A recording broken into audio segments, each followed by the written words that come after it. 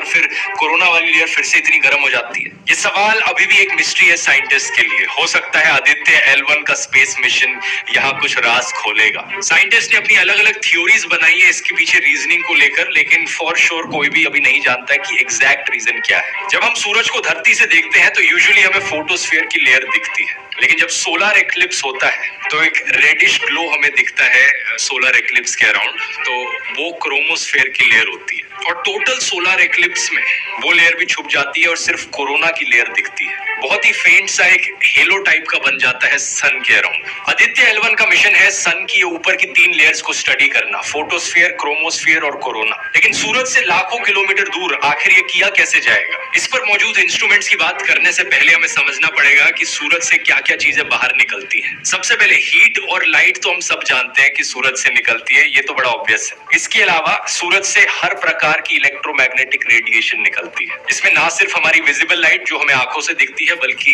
Ultraviolet radiation, UV rays जिसकी वजह से स्किन कैंसर हो सकता है, infrared radiation, radio waves, X rays, gamma rays. ये एक्स रेज और गामा रेज भी बहुत हार्मफुल रेडिएशन होती है, लेकिन हमारी धरती की एटमॉस्फेयर इनसे प्रोटेक्ट कर लेती है हमें। लेकिन इन सब के अलावा सूरज से निकलती है solar wind. Solar wind basically एक बहुत बड़ा बहाव है चार्ज्ड इलेक्ट्रॉन्स और प्रोटॉन्स का। ये सोलर विंड जब धरती की मैग्नेटिक फील्ड से इंटरैक्ट करती है तो हमें नॉर्दर्न लाइट्स देखने को मिलती है। यही सुंदर सी रोशनी आसमान में जो स्वीडन, फिनलैंड, आइसलैंड जैसे देशों में देखने को मिलती है। इस पर मैंने एक व्लॉग भी बनाया था, अगर नहीं देखा है लिंक डिस्क्रिप्शन में।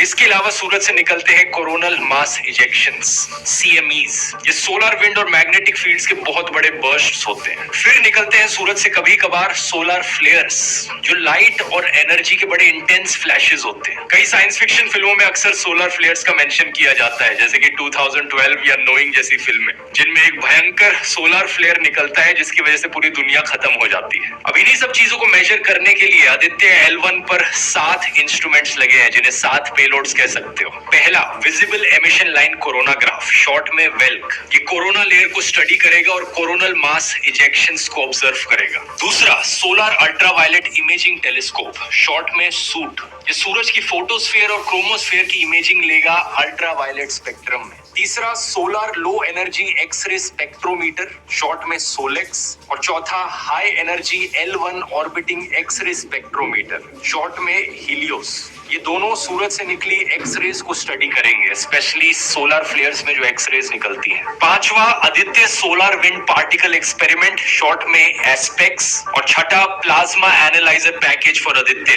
शॉर्ट में पापा।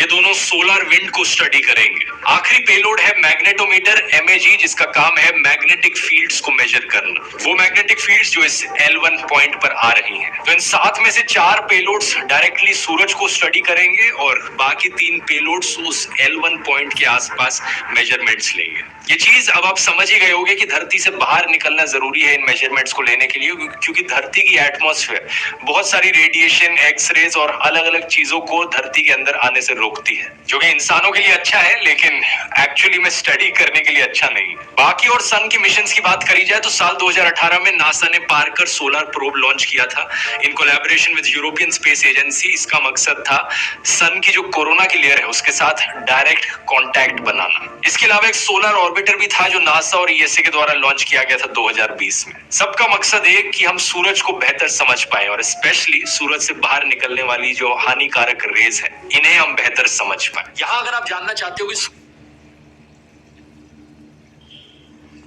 सूरज से निकली अल्ट्रावायलेट रेज इतनी